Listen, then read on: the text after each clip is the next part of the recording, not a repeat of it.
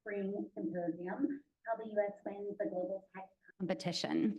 As you can tell, for our first symposium, we chose a really easy topic that I am sure we're going to find the exact right answer to in the next 2 hours. Is that right, Alan? Oh, sure. Alan says it's going to happen, so it's going to happen. For those of you who haven't been to a CSET event before, I want to tell you a little about us. CSET recently celebrated our 6th anniversary. We are a think tank that provides data-driven analysis at the intersection of security and emerging tech policy. Lots of folks say they're data-driven or evidence-based, but CSET is unique in the amount of resources that we have put into creating our data infrastructure.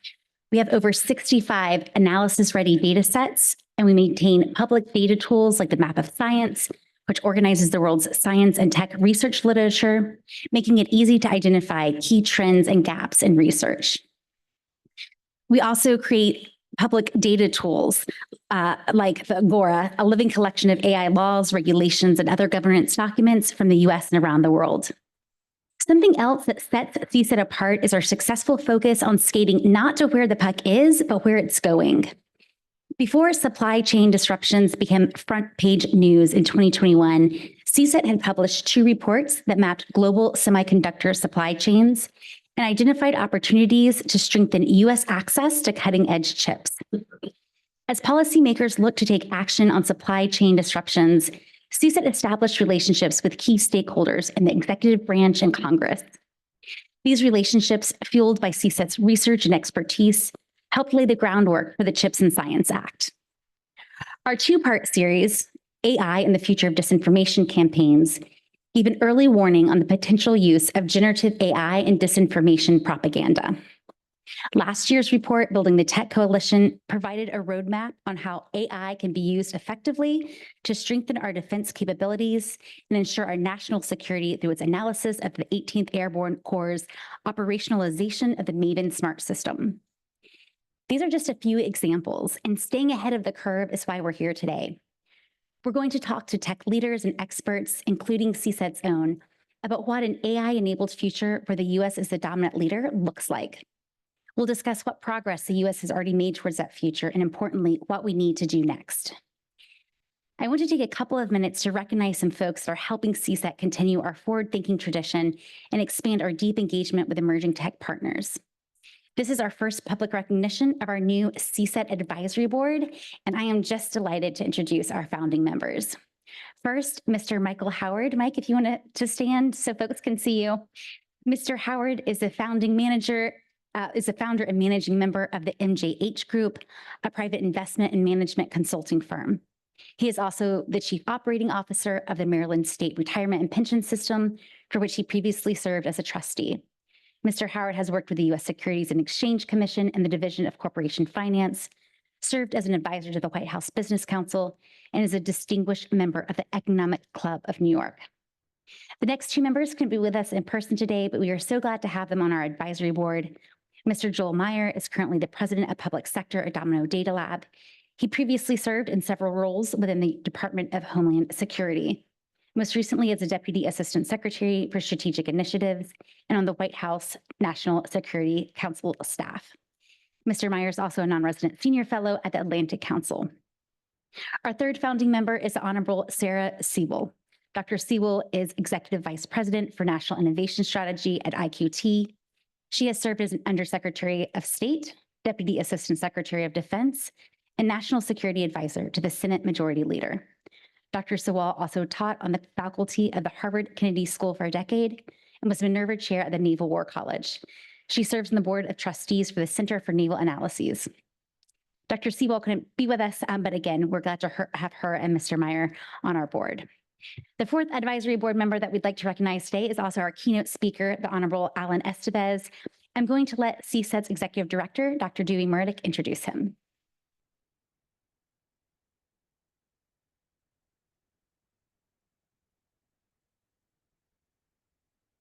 Welcome. Thank you so much, Krista. I really appreciate it. It is great to have you all here today. This is going to be a really exciting conversation. Before I introduce Alan, I just wanted to briefly just share a little bit about CSET. We're really motivated here at CSET, like fundamentally, to inform the public debate on the security implications of AI and emerging technologies. Providing actionable insight is central to our mission. Ultimately, however we govern AI won't be just defined by the rules and regulations that are written down. It's going to be informed by the thousands of decisions that are made daily by people like you.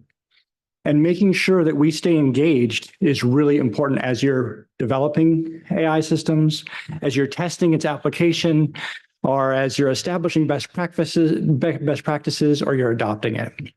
So we want our analysis to be relevant, and we want it to help shape this future. And to do this, we need a two-way conversation, and that's one of the exciting things about today. We can share what we're learning. You're going to see it in our products. You're going to hear from us today. You can engage in a lot of different ways, but we need insight on where to focus attention. So just like Krista was saying, we can skate where the puck is going as opposed to where it is right now. So help us focus. What are the most critical questions that we should be looking at? And engage with us in the question answer period today, on the side of the conversation today, in the reception later this evening, or you're going to hear a little bit more about the CSAT forum later on. So there's a lot of ways to engage to help make sure that we're really providing the most proactive insight. Now, turning back to the program. I'm very happy to introduce our keynote speaker, the Honorable Alan Estevez. Mr. Estevez brings decades of dedicated public service experience and some private sector experience too. Most recently, Mr. Estevez served as the Undersecretary of Commerce for Industry and Security. In this role, he led BIS, or the Bureau of Industry and Security, where he advanced U.S. national security, foreign policy, and economic opportunities. These are all really central issues for today's conversation, so you bring a lot of experience to that. Before being appointed as Undersecretary of Commerce, Mr. Estevez had a 36-year career at the Department of Defense. His most recent defense position was as Principal Deputy Undersecretary for Defense for Acquisition, Technology, and Logistics. This gave him deep insight into the practical challenges and opportunities of integrating advanced technologies within very complex organizations, which is really relevant to today. He also spent time in the private sector in Deloitte, and is continuing to broaden and bring his experience into a variety of different places. Mr. Estevez asked me not to do this, but I can't help myself. He's also gotten some really cool awards. I won't go into all of them, but his 3 DoD Distinguished Public Service Medals, the Distinguished Civilian Service Medal, 2 Presidential Rank Awards, and Service to America Medal for National Security are not worth, are very significant. And I'm really glad that you can have been recognized so much for that. But please join me in welcoming the Honorable Alan Estevez. Thank you.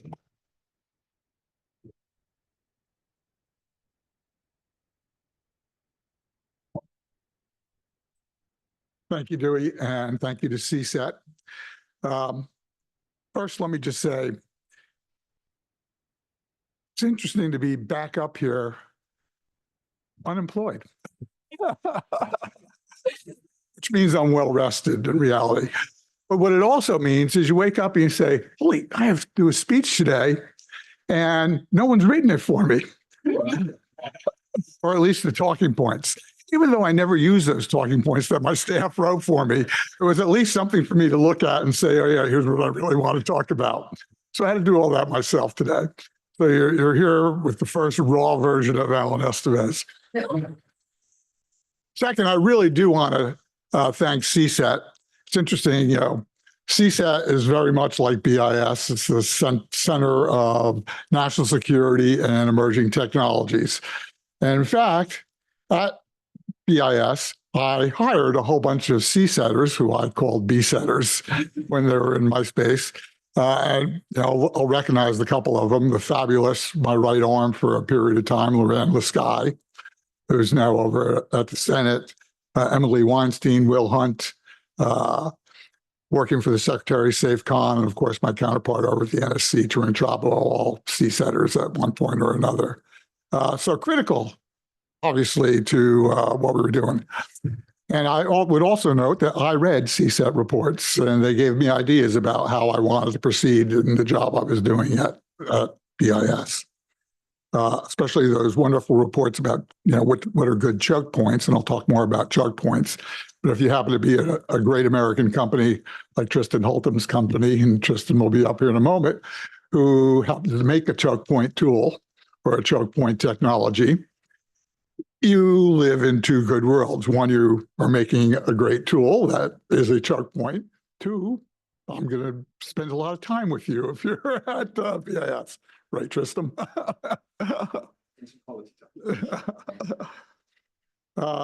So what I'm going to do this afternoon is just give you some reflections on my time at BIS and some ideas about how I view export controls and how they should be executed.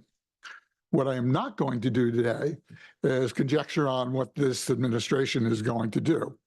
I will note that, from what I can tell so far, they're more or less following the course. The recent prohibition on sales of the NVIDIA's H20 chip to the PRC is something that we were actually considering. So it's not surprising if they're going to follow that course that they did. But we'll see. Lots of things are in turmoil as this administration rolls out its policies around this. So looking back, here's what I have to say. One, export controls are a great tool for protecting national security, but they are only one of the tools in the toolbox that can be executed. And you have to recognize that the use of export controls as those tools is a transitory thing. Whoever you are controlling the capability to, in our case, mostly the PRC, as our major focus, they're going to, especially a nation like the PRC that has significant resources and significant talent pools, are going to work to get around the controls that you put in place. So when you're doing it, you have to make an assessment of, is this going to last for 3 months? And then if that's the case, is it worth it? Is it going to last 2 years? How significant is the technology gap?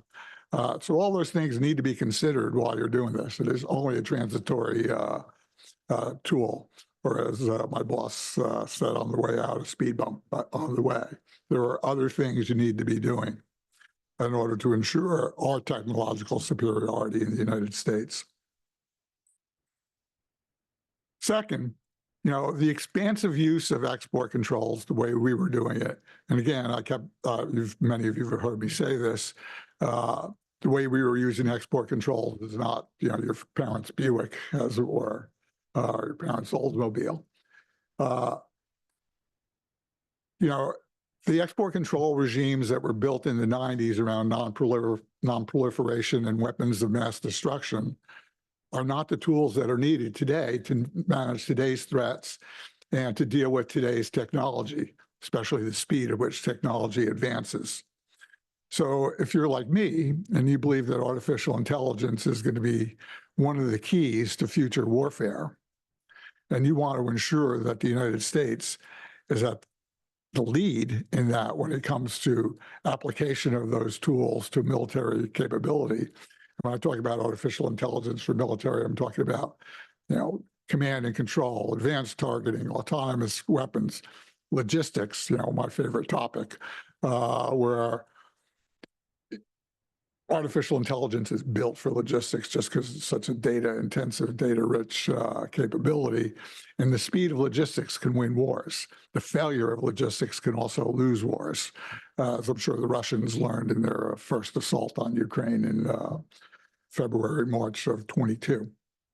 So all those things are going to be critical. And our work in slowing down PRC's advancement of artificial intelligence capabilities, I believe are critical. Now, one of the things that we can't slow down, and the DeepSeek model shows that. And let me start off by saying DeepSeek was not a surprise to many of us who were, looking at the data around that. And of course, I've lost access to my classified networks. But DeepSeek had good talent, and I'm not sure that I believe everything they said, but if they were using H800s, which were illegal in China for a year, used a lot of inference off American models, you can make a pretty good model. But that's not where the risk is. The risk for us, and this is way beyond a BIS thing, the risk for the United States is the Chinese will adapt. They'll take AI and they'll put it into the capabilities. We are just so slow in doing that.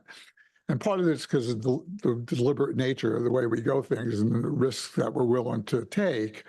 But part of it is just, the bureaucracy that bounds around our capabilities.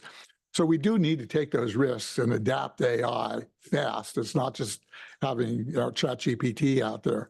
You need to figure out how it's going to adapt, both from the industrial perspective and from a military perspective. Little side note. But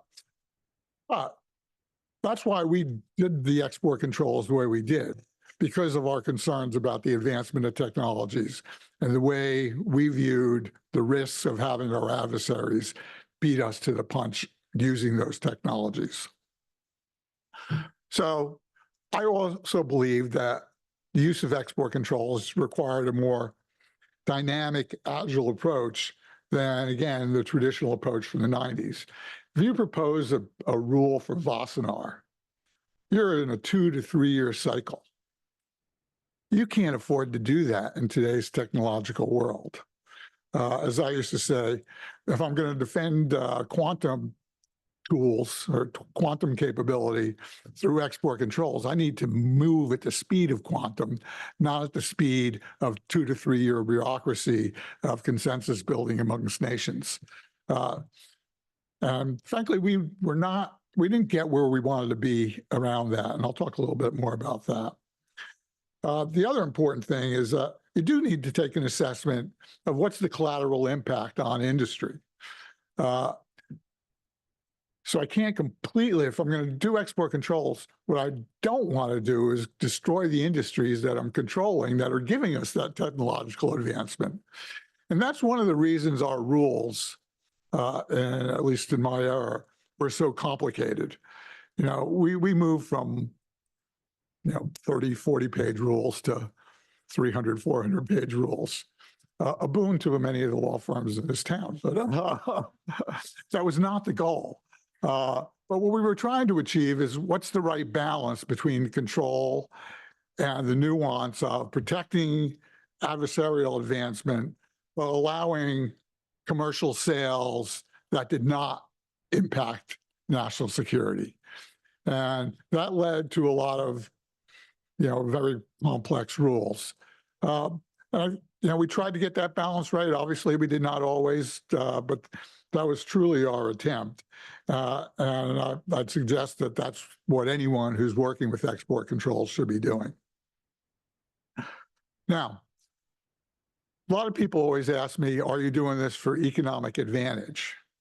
And what we would always say, and I believe this, is that it's not for economic advantage. It's truly for national security. And in fact, if we were trying to bring along our allies, and I spent a lot of time working with our allies on our controls, that was one of the first questions they always asked us. And it's funny, their companies would say, you're putting us at a disadvantage, just like our companies would say to me. And germ of truth in both, but germ of not truth in both. But what we did not want it implied is that we were doing this for economic advantage, and we wanted to stress that these were tools for national security and not to stop the Chinese from being able to sell whatever capability. So that's kind of like my going in, overarching thoughts. I will say, if I look back, I'm not going to grade our work because I think this would be a terrible thing for me to stand up here and grade myself. Someone else can do that for me. But if I was to say how we've done, I'd say we were pretty good on semis. I think the 3 October rules, one was in November, one was in December, but we'll call them the October rules, and 22, 23, and 24, the Foundry Compliance Rule and the AI Diffusion Rule, were all pretty good rules. were working to achieve the outcome that we were trying to get. And let me step on that for a moment. You know, a lot of my team really like to do export controls. That's what they grew up doing. And they liked the beauty of doing a good export control. And I used to tell them, it's not about the beauty of the control, it's about the outcome that we were trying to achieve. So if the control looks a little bit crazy, that's okay if we're going to achieve the outcome. Now, measuring that outcome is a problem, but we'll get to that. But anyway, I thought we did pretty good on those rules. I would have liked to have gotten some of them out a little faster than we did. Some of them just took the time to either get the parameter right and learn what the parameter was. You know, I spent the summer of 23 talking to anyone who ever built an AI model and talking to the companies that developed the chips that went into AI models to figure out how to get that parameter right, especially since we didn't get it quite right in October 22. And I thought that was important to do. And if it took us longer to get that right parameter, I think that was the right thing to do. And 24, you know, we were negotiating with our allies. And again, we were trying to make sure that our companies and their companies were on parity while we were still protecting the national security. In reality, from the time that, you know, I took over the negotiations, and I did a round the world trip in June of 24. You know, we closed that deal probably in the first week in September. And there was some tough negotiations going on there. I think I read one article that said between Gina Raimondo and I, we were bad cop and worse cop. And I'm not sure which was which, but I've been in negotiations with Secretary Raimondo, and she could be a pretty tough cop. But again, I think that was right to do that. I think our work with our allies was really important and came out okay. And again, that drove the very high complexity of those rules. We did a very good job of standing up our information and communications technology and services, better said as ICTS capability. That was a brand new capability given to us. It took us about a year. First of all, I got the capability to do this, but I had no funding and I had 3 people on borrowed manpower to do it. Within a year, I had hired an outstanding director who's still there, former federal prosecutor. And, you know, within a couple of months of her coming on board, we had banned Kaspersky software. Again, not just for the government, but for the American people, because that's where the risk really lies. By the end of the year, we had put on a prohibition of Chinese connected vehicles and key components. And for those of you who haven't heard the spiel on why we would want to do that, again, you know, is that an economic thing to stop BYD? The answer is your car knows an awful lot about you. Your car knows your phone book. Your car actually knows your phone calls. Your car does get a software update. That software update can broadcast things out of the car as well as send software into the car. And since your car is taking a lot of pictures, it can include those phone calls in the picture in your phone book and actually where you go all the time. You know, my car, I start my car. Even now, if I start my car at 7 in the morning, my car on the map says Commerce Building. You know? And of course, that software update can turn your car into a brick. It can say, push button, car doesn't start on May 1st, for example. So we viewed that as a national security risk to the infrastructure of the United States, and we put in this prohibition on PRC connected vehicles. And again, that's not just electric vehicles. So I thought standing up ICTS was a pretty good job. Speaking of Russia, I thought our work around Russia, we could have done better in the enforcement side, though that was tough. But building the coalition and building the controls was the right thing to do. How that all plays out, I don't know. And on the enforcement side, the tough problem was third-party nations, especially the PRC, that were facilitating the Russia industrial base. So, you know, 90% of the chips that we did not ban sales to for the PRC, and we're talking about, you know, analog chips and connectors and things like that, that were in Russian missiles. all passed through the PRC on their way to Russia, and very hard to stop. And, we worked with the companies and gave them a lot of data around that. But again, it wasn't who they were selling to. It was third, fourth hop down the marketplace. So tough work in that space. I think we did a good job on some quantum controls through Wassenaar. There's a lot more work to be done there. We got some biotech controls out the last week amongst our 4 rules that we pushed out in the last week of the administration.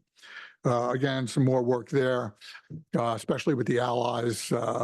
We didn't control a particular device because the major component is actually a British component, and we hadn't done the homework with the British to do that, and we didn't want to just drop a foreign direct product without having worked with an ally. But again, some good work there. And that's, again, biotech is always tough because some of those same tools that you use for biotech can be used to make pathogen for targeted attack or to cure cancer. And like, you want the latter, you don't want the former. All good there. What we did not do is move the needle on trying to make a more agile multinational regime. And I had some ideas there, just getting our own government in line to move out on that. Probably needed another 4 years of work around that to make that happen. But it's something that should happen, frankly.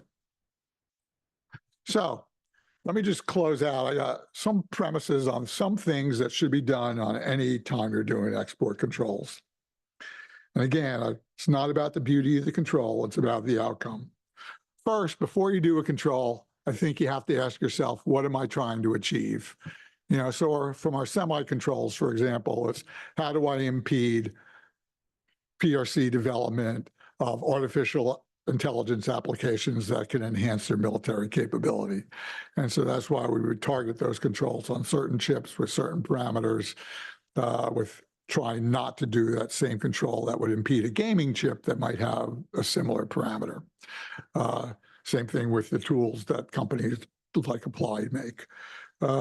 So if we're going to put the control out there, what are we trying to achieve with that control? Second, will the control that we're going to do actually achieve that goal? And that becomes very hard to measure. I have anecdotes that say we were doing well, even like, the CEO of DeepSeek said I could have done a lot better had I had access to more compute.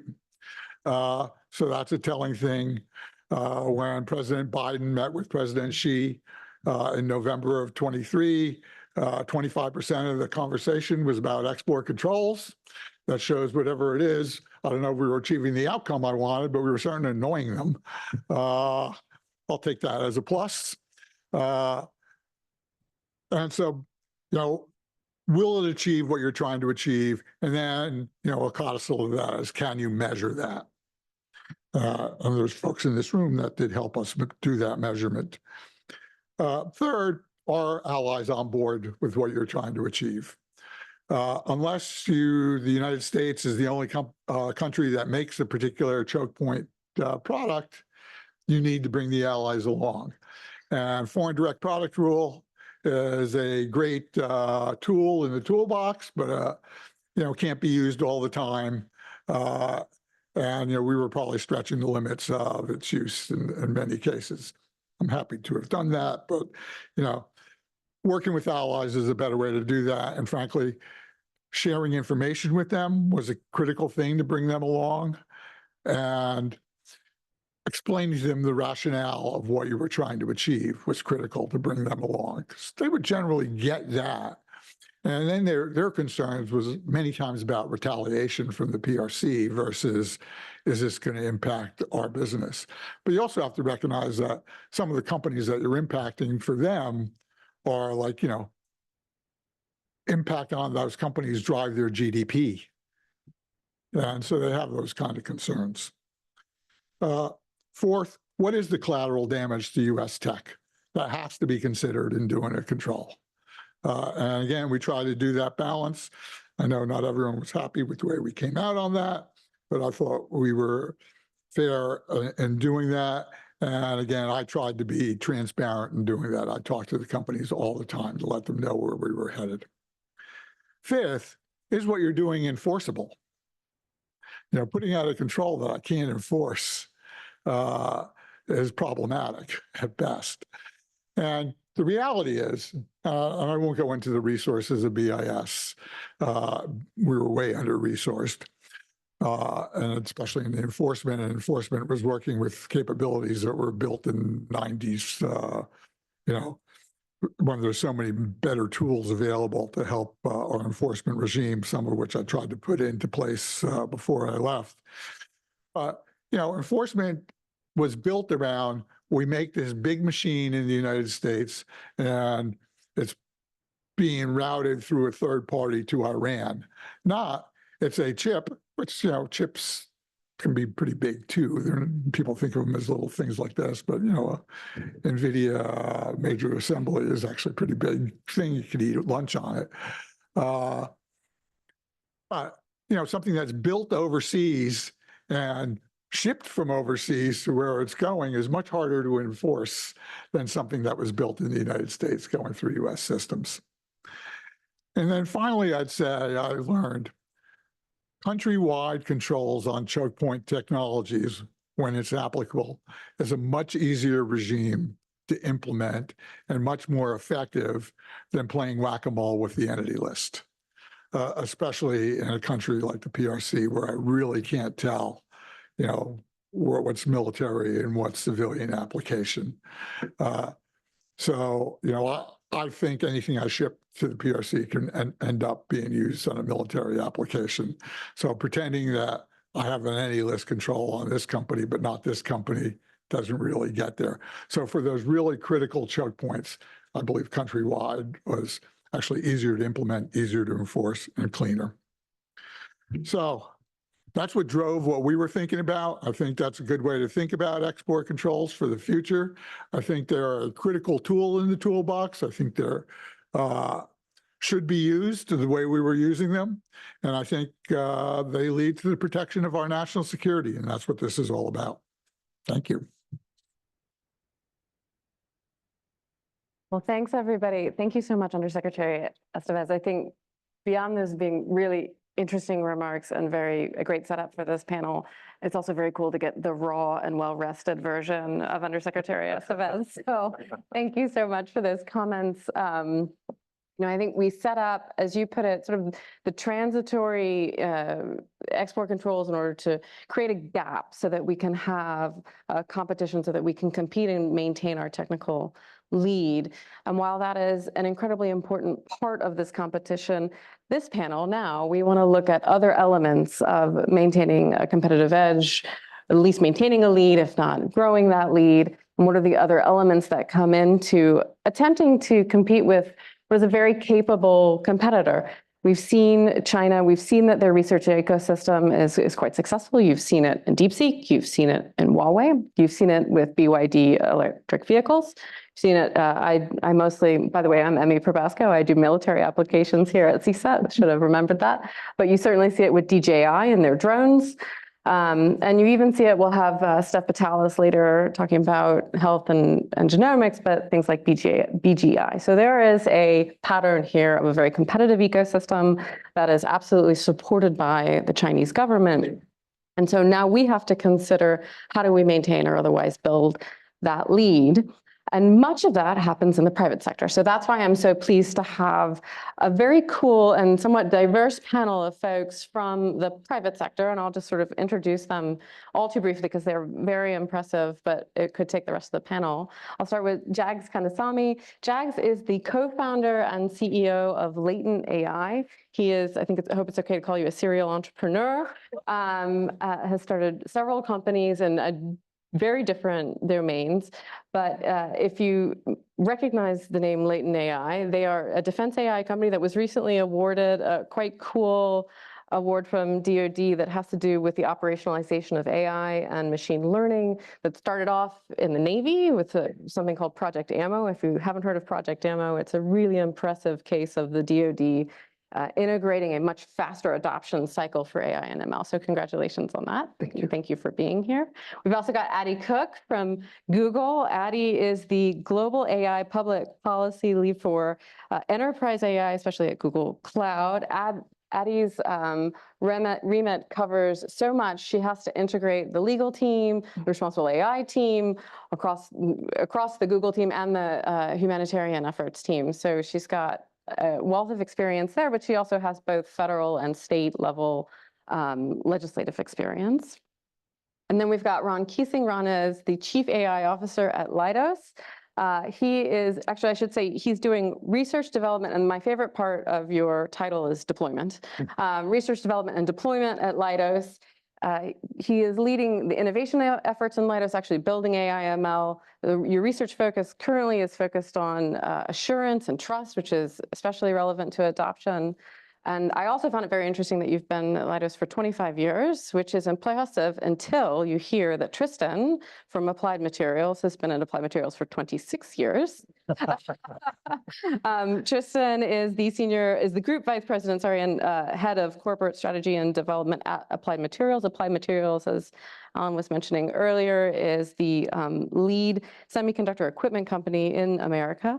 He is also, interestingly, and maybe we'll talk about this later, leading an initiative called the EPIC Lab. This will be in Silicon Valley. It's a $5 billion collaborative research and development laboratory for semiconductors. So they, hopefully you understand why I'm so excited. They're all representing slightly different parts of our private sector AI ecosystem. I will promise to ask them only questions for a few minutes, and then 20 minutes to be exact. And then turn it over to you. So please do start thinking about your questions, and we'll pass the mic. But I want to start with a sort of, actually, I think, Alan, you said, what are we trying to achieve here? And with each of you giving us your perspective on what is the positive AI future that you see? Why should we be so excited? Why should we be fighting for this lead? And as opposed to some of my frustrations, you can get these very vague conversations about, oh, AI is going to be fantastic. Please be specific. So can you give us a clear example of why we should be excited and what we're fighting for here? Absolutely. I'll start with it. Yeah. I'm a techno-optimist, right? Like, you can't be an entrepreneur and not be an optimist, right? It has to go hand in hand. So I look at a future where things get done faster, right? Like Emilia mentioned about us winning the Navy contract.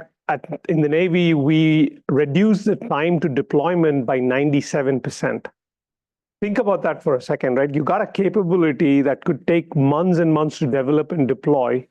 We did that in weeks because of AI. Think about that application within your lives. Everything that we touch, if we shorten the time and we get the outcomes, the secretary talked about the outcomes, right? Like, everything that we do is outcome based. If that outcome is achieved in a faster manner, that is what AI can do, right? That is what I'm excited about, right? I have a good friend of mine, Alexis Bonnell, the former CIO of AFRL. She mentions this. Time is a weapons platform. Okay, our bureaucracy kills time, right? But that's a different story. Time is a weapons platform. And for us, time is the one component that we can never earn back. You can earn how much ever money you want, right? You can make millions, billions. You know, you apply yourself, you'll make that money. You can lose it and you can make it again.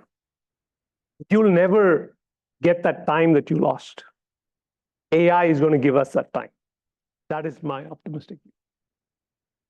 I lit up when you mentioned Alexis. I used to work with Alexis at Google Public Sector. She's fantastic. And I completely agree, Jags, but I have to say, I think not to take it in a non-positive direction, I wish what you were saying wasn't novel and interesting. As Secretary Estevez very quickly passed by, his organization not only was understaffed, but it was using really bad old technology. And I think the positive future, if I spin this in a positive direction, is that a lot of government systems still aren't in the cloud. So we have no ability to use any of the things you were just talking about. And we have really wonderful pilot projects. Navy, Air Force is also driving a lot of really cool things. So there's a huge opportunity. I could not agree more. So when I think about this, let me give an example from one particular part of AI that's really exciting, which is the way AI is transforming the way we write software. And a couple different dimensions to this that are really interesting, right? One is the unlock that AI provides to actually kind of flip around some essentially traps we've been stuck in, kind of local minima we've been stuck in for a long time around, for example, modernization of our technology. In most organizations across the US government that seek to transform, so much of their budget is locked down just in kind of trying to maintain legacy infrastructure. They can't actually invest to modernize. So when we can use tools like AI, transform the way we code, suddenly write massive amounts of infrastructure as code with AI, we can reverse kind of this math, this calculus that's kept, many necessary modernizations and transformations from even being possible. So that's an example of kind of one side of this is that. The other thing I think is really exciting about Code AI and really a much broader vision of an AI-driven future is the potential to unlock the workforce, right? People who wouldn't traditionally participate in various kinds of workforce roles can actually do that if we use AI properly. An example, I got a call actually this week from someone who retired 10 years ago as a senior scientist at Leidos, who is now getting back into writing software, and he wanted to know about coding assistants. We had this long discussion about his favorite coding assistants, my favorite coding assistants, and what he's seeing. And one thing, I think that's just an example of how AI is now actually creating opportunities for people who haven't traditionally been in various labor roles to actually take on and participate in the development of technology, in doing different kinds of work than they actually would be able to do without AI's help. So I'm really excited about that part of our future. Great. Well, I think we're all in agreement that this is just an incredibly exciting time to be working in technology. AI has got infinite potential applications, and right now we're in the very early phases of deployment. So I agree with all of the points that we made, and maybe I'll just introduce a couple of additional ideas. So the first idea is that AI over the next couple of decades is actually going to be an economic necessity. In developed economies, there are huge changes taking place in demographics, which are resulting in the working population shrinking and the non-working population growing. So if you call the working population people between 18 and 64 years old, the non-working population, kids and people older than 65. Back in 1997, that ratio was 6.8 to 1. If you look at that ratio today, it's 3.9. And if you project out to 2050, it's going to be 2. And the solution to that, the only solution is to drive productivity in the economy. And the only way that you can drive productivity at that magnitude is with technology, AI and automation. The other idea that I'll put out there as a research and development centric company is that we're learning that AI can solve problems that humans can't on their own. So it's got enormous applicability in research and development. One example that I'll throw out there is quantum computing, and I think Alan mentioned this in his talk. So quantum computing has already been under development for a couple of decades. We're probably a decade away from it being a mainstream technology. And there are just incredible technology challenges to get that ready for large-scale deployment. Today, the leading quantum computing companies are using AI and R&D to accelerate their development. So quantum may end up being one of these first game-changing technologies where it's a co-development between humans and AI, and humans don't end up actually not fully understanding how all of the technology works. So those are the bright visions. And I know Addie was interested in also talking about some of the challenges, and we will get there, but I promise. But I just want to play back what I think I heard, because there's an element of human flourishing, frankly, that I think you're arguing AI will help to unlock. There is productivity, whether it be in terms of times or capabilities like coding. And then there's strategic advantage, just the ability to sort of economically, but then obviously I think in defense terms. And then the doing what we couldn't do before. So there are different elements to how AI could potentially be, or why we're so motivated to sort of stay ahead in this competition. The other piece then is, well, how do we stay ahead? And one of the lots of conversations about what's holding us back, but let's start with what are we good at? Where are our strengths that we should be emphasizing or at least protecting before we get into the things that hold us back? So I'm happy to start with any. We don't have to continue to go sequentially. But if someone can jump in and say, what is the thing that the strength that you want to point out that is really needs to be protected and that is enabling our competition? I'll go with I'll just throw something provocative out. Kind of piggybacking on Ron a little bit. One of the challenges with using Arcane software is this new generation that is completely fluent in every tool, ChatGPT, TikTok, whatever it is, wants to be using all of that new technology to bring to bear on any industry that America is already good at, right? And to keep us ahead, we need to capitalize on the talent of the incoming generations, not weigh them down with old technology. So I think that's an opportunity. We need to be thinking about that in the future of not only government services, because they're going to face the same thing. If you're trying to attract the best and the brightest to come work at DoD, they want to be doing interesting work with interesting tools. So we really need to be laying down a path to enable that amazing talent that we still have here in America that, frankly, we are the generator of these new tools. That's why we're still ahead. I think it's interesting because when you first started answering that question, I was thinking, well, okay, I think this is a DoD-centric answer, because if I'm frustrated with the tools in the DoD, but maybe not if I'm working in Google. In Google, I can work with the cool tools. Okay, because I feel like there's the other element of the enabling talent is so much comes out of the private sector, and so that while we're talking about enabling the public sector with these tools, how are we also keeping it for the leveraging private sector tools? Exactly. I mean, the age of government building its own tools is dead, and we saw that actually in the most recent AI memo from this administration, and certainly in the overhaul of procurement and FedRAMP, we're seeing it. We're seeing it. They're prioritizing commercial applications in order to keep up. And that is the right direction to make sure that we're still feeding that workforce that is at the cutting edge of innovation. Yeah. Anything else on talent, or go ahead? Yeah, I'll maybe offer a thought. I think, in terms of US competitiveness, it's really important to look at the entire technology stack that's going to enable AI. So at the top of that stack, you've got the applications and the models and the software. The US is very, very strong in those areas. The middle of the stack is really right now all about the data center and how the design of those data centers is going to evolve. And then at the base of the stack, there is the semiconductors, the chips, the brains, the compute, the storage that's going to go into the data centers. So I think the interesting thing today is if you look at that complete stack, there's not a single country or company that has leadership across the entire stack. Today, we're dependent on other countries, a variety of companies to feed into that stack. The other thing that I would say is that technology is going to change very considerably, and we can talk a little bit about some of the drivers of why it needs to change. But the technology is going to change considerably over the next 5, 10, 15 years. And the data centers that we're building today, the 2025 data centers, that's going to be the equivalent of those cell phones that were the size of a brick. So really, this is all about this race on how to bring next generation technology to market. And the decision for the US is, where do you want to protect and maintain technology leadership versus where you're going to partner with other countries that have strength in certain other areas of that technology stack.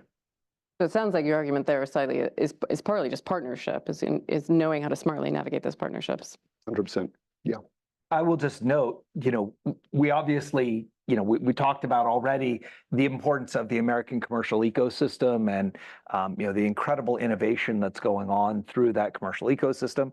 But obviously, one of the most important national assets we have also, is our higher education, right? Is these incredible institutions of higher learning that we have that serve two critical functions. First, advancing the research. It's become more challenging now as huge scale compute is necessary, but still, US universities make tremendous contributions to laying the foundational components that enable what we do at every layer of that stack. And then the other part of it is sources of talent, right? We have a educational ecosystem that is producing consistently the highest end talent in the world. It's the envy of the world. We have, China now races to try and produce similar quality educational outcomes from their universities. But, to the extent that we continue to empower our academic institutions to be the critical resource that they are to our national security, I think that is a crucial component to our strategy moving forward.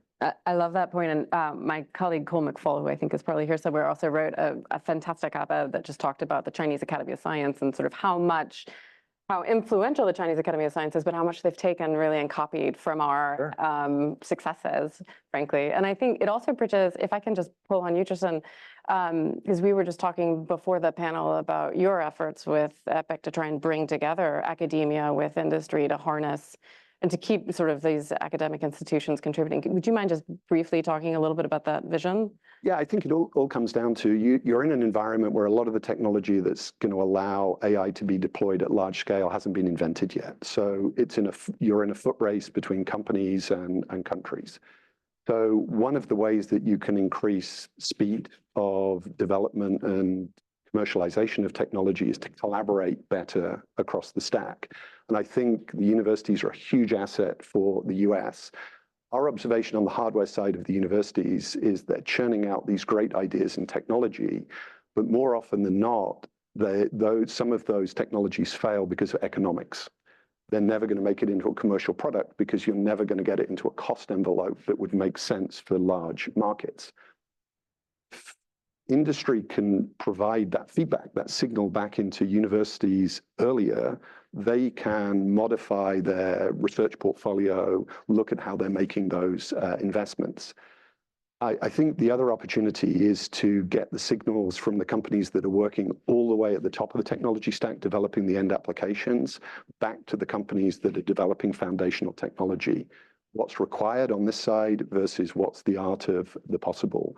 And that's really the big idea behind our EPIC Center investment. How can you bring those partners together in a single location to get that communication flowing faster and more effectively? So now, as promised, we should talk about the hurdles, which could take, I know we can't take the rest of the One panel. point. Oh yeah, please. So I want to bring in a counterfactual argument here, right? How do we protect ourselves? If Cold War had extended into the 2000s, would we have adopted open source technologies, open source in software development? Think about that for a second, right? When the wall came down and the Cold War ended, that's when internet became more available, right? And that's when internet grew. With internet growing, open source grew. And some of the challenges today we face with models being copied or technology being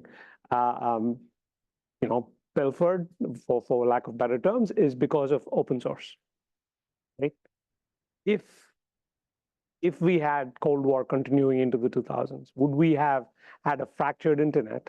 Would we have had protectionism even in our software? Should we consider that type of moat today, that type of mode today of operations?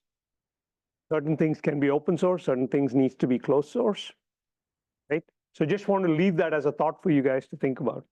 Sounds like a great research project for my colleagues at CSET and not necessarily me. But so let's turn to the challenges, right? So we've talked about some of the great things, but there are real challenges. I think Alan got a few. To your mind, what are the challenges that really need to be addressed that aren't already being addressed, I suppose? So when I started Latent AI in 2018, 2019 timeframe, the first two investment calls that I had was with Chinese investors out of Hong Kong, right? And the first two companies that approached me were China Mobile and Lenovo, right? And I have been approached by Chinese investors, and actually the brother-in-law of Secretary of Transportation for the CCP, he approached me to start my then company in Shanghai, right? So I'm a China hawk from being Indian, you can realize that. So I was always wary of that, and I cut that conversation short right then and there. Not many folks in Silicon Valley have that background or that I don't know, the patriotism that certain people carry, right? So they take money, and there are conversations that I've had that IP gets stolen at the investment stage. Forget about growth. It gets stolen at investment stage because they can throw resources at an idea, and they can expand that very fast, very quickly than what we can do.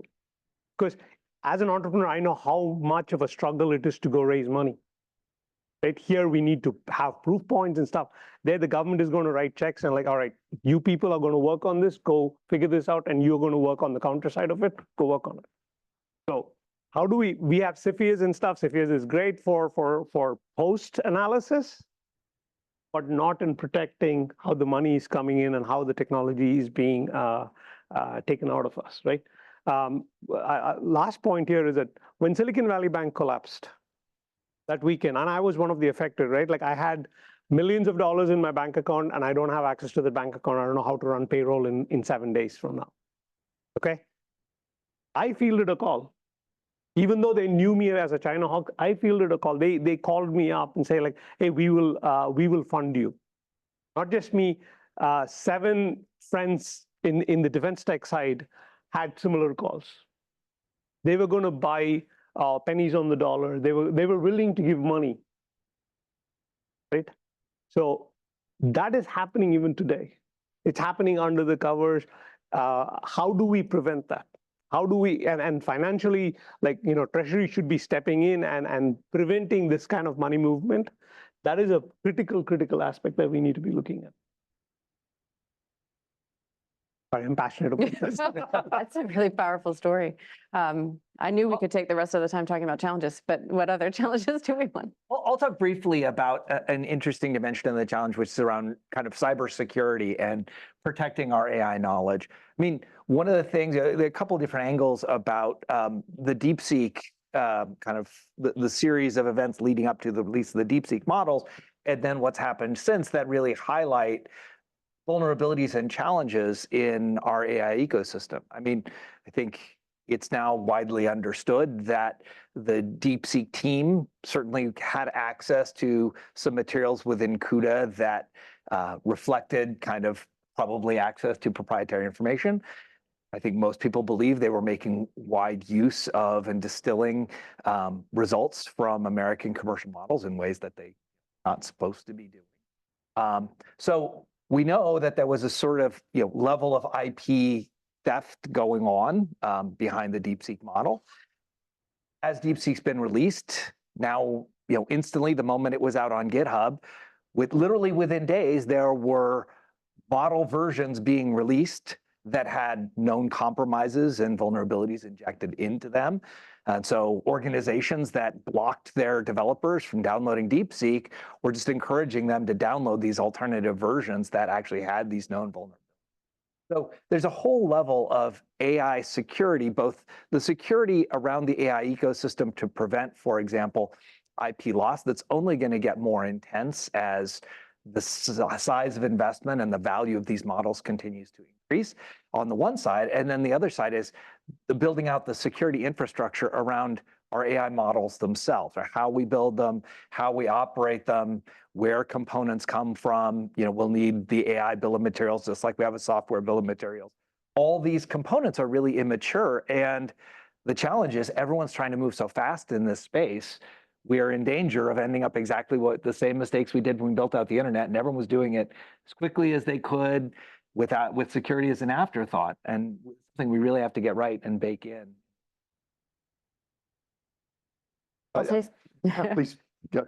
I'll say something really unpopular in CSET, which is I worry sometimes that, and I work for Google Cloud, which again, as Emmy said, I think a lot about how our enterprise customers or our government customers are using these models. I don't work at DeepMind, where like all I think about is the frontier models. How do we create AGI? So it's 2 very distinct ways of thinking about AI. And I find myself always in the position of thinking, kind of what Secretary Estevez again alluded to. I keep coming back to your comment, Secretary, which is supply chains are a weapon, and you don't need a frontier model to disrupt supply chains. And so I do fear sometimes that we are over-indexing on the latest chip, whatever chip it is that is enabling the thing, because there are other ways to be disruptive that don't require that level of tech, the newest chip, the newest, whatever it is. And certainly we've seen evidence of that in Gaza and Israel and in Ukraine. And so, I don't have a solution, but I do worry that we think too much about what's the frontier look like and not enough about like what old technology can you use to be disruptive. And I'm reading Dune right now, so I'm also thinking a lot about that too. It's taking me right there. So if you haven't read it lately, pick it up, or if you haven't read it, it's as relevant as ever. Well, I actually don't think what you're positing is unpopular at CSAT at all, because I would take it even one step farther, that even the AI that we have, let's figure out what to do with it and how to use it and how do you wrap it into DoD operations. So I think there's a whole gamut here that is way beyond just what can the frontier, what does the frontier hold, but frankly, what can we do right now with what's pretty great tech. It's not perfect, but it's pretty great. Anyways, I'm sorry, I didn't mean to cut you off. No, I don't want to pile on all of the challenges and make this kind of depressing, but there's one other huge challenge on the hardware side that we should definitely mention, and that's energy consumption. So I'll just use ChatGPT as an example. If you look at the data center that's used to train the ChatGPT models today, current generation, that's a 10 megawatt class data center. So that's consuming as much energy as 5,000 homes. The next version of the ChatGPT model will use 100 times more compute and 10 times more energy. So now you're at a 100 megawatt class data center, 50,000 homes. By 2027, you'll 10x the compute again, or 100x the compute, 10x the energy again. Now you've got a gigawatt class data center. So that's the same as a nuclear reactor. In fact, for those of us on the West Coast, the Hoover Dam, the generation capacity is 2.1 gigawatts. And there we're talking about one application for AI and one company. So that energy is driving a lot of the cost, which is really preventing deployment at scale.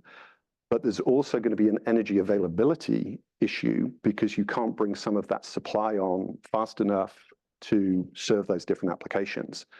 So I think from the hardware side, the grand challenge that we see in the semiconductor industry and TSMC have kind of put the number out there that we need a 10,000 times improvement in the energy efficiency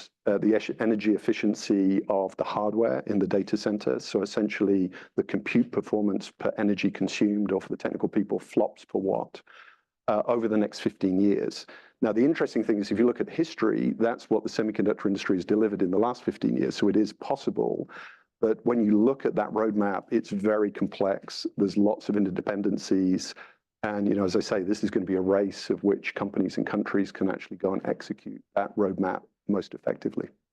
I have to just jump in real quick here. I don't have I wish I had brought a device up here to rattle up. I can't remember awesome numbers, so statistics. yeah. You are really good at that. But I have to say, one of the things that Google Cloud is doing, just to ring our own bell for a second, is I think people were really confused 5 years ago when we started investing in TPUs.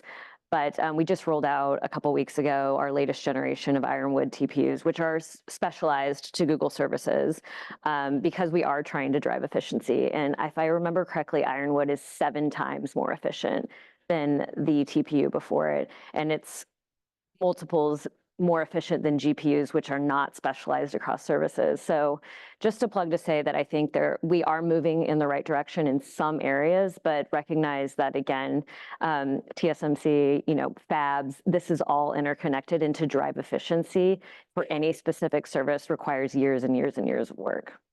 Maybe I can just add 30 seconds ago. I think this is a super exciting example, but you can also look at interdependencies across the stack.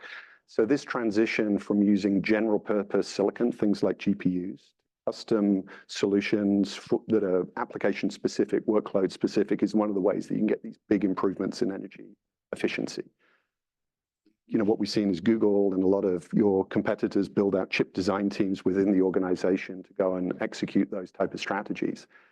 Big challenge is if you're going to design an AI chip from scratch, that's $1 billion investment. to design that project. So the amount of companies that can actually do that are very small. So the industry has a solution that's being developed in parallel that's called heterogeneous integration or advanced packaging.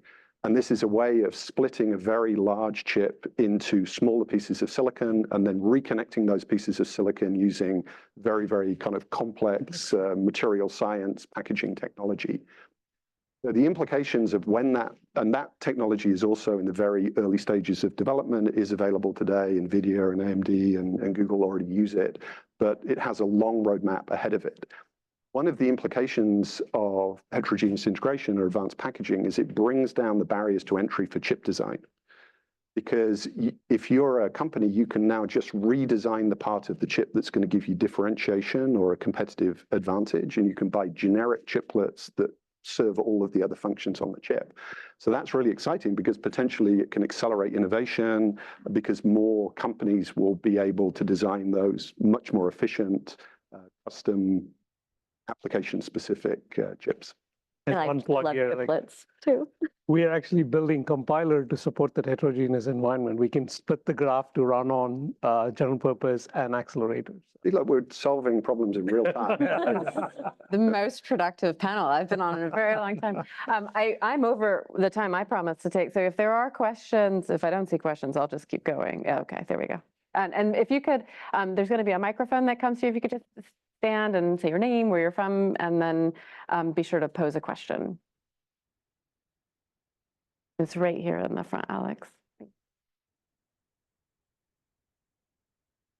Hi, I'm Sean Merrill. I work for Department of Defense. I'm curious how, from your perspective, given the need to adopt AI technology as quickly as possible, how we ought to balance the advantages that AI can provide us with the risk of reducing human involvement in decision-making and other outcomes.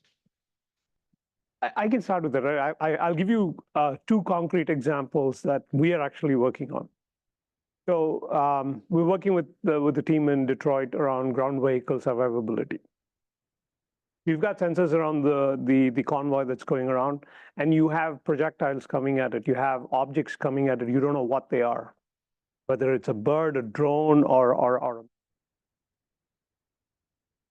you have sensor that is able to detect and classify what object that is. And you don't want that information going to the captain inside the vehicle saying like, hey, this is it. Do you want to, produce a lethal or non-lethal response to it? That time you're dead, right? Right there is where you give autonomous response to the system, and then it is doing protective work. And another time you're flying over and you've got a target you locked in, and there are collateral damage potential possible there. That is when you give that command to the commander saying like, okay, hey, this is the recommendation. This is the probabilities of stuff. You decide whether to execute or not, pull the firearm. So those are, each application depends on how you're going to apply. And that's where the human decision needs to come in, right? Like at the enterprise level, you decide that, and then at the operational level, it needs to be autonomous. If I know I'm not on the panel, but just to jump in very quickly. As a former Aegis weapon system person, I think defensively we have these weapons. And we have very mature ways of controlling them. I think offensively is where the questions get a little harder or a little more recent. And in that, if I can plug, we did a very exciting report, and my colleague and co-author Christine Fox is here on the 18th Airborne's operationalization of Maven Smart System. And what I think is important from that report really is that there are a lot of risks in our current targeting processes. There are mistakes, and Igor Mikulich is here. He can tell you about all of the ones that he's seen. These systems can reduce those mistakes. So, I think in some regards, it's actually providing more control, but it is absolutely a concern that we all have to work through. Sorry, I didn't have to jump in. Do we have, yeah, I think there's a question. Good. Hi, it's Sebastian Forgas. I'm a technology lawyer. I wanted to ask another question related to Tristan about the energy issue about water. And I think that's like a companion component. And in cooling all these data centers, and the responsibility of people that are developing systems in the stack to make investments responsibly. I'm going to pick on TSMC. It's one of my favorite companies, but I'll still pick on them. They chose Arizona.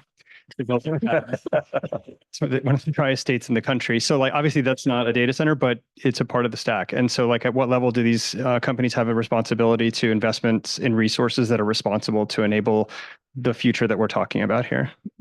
Yeah, I think it's a really good point. So, you know, the fabs themselves are consuming the same amount of power and water as a city of 50,000 people. So where you put those fabs in the world is going to be very important.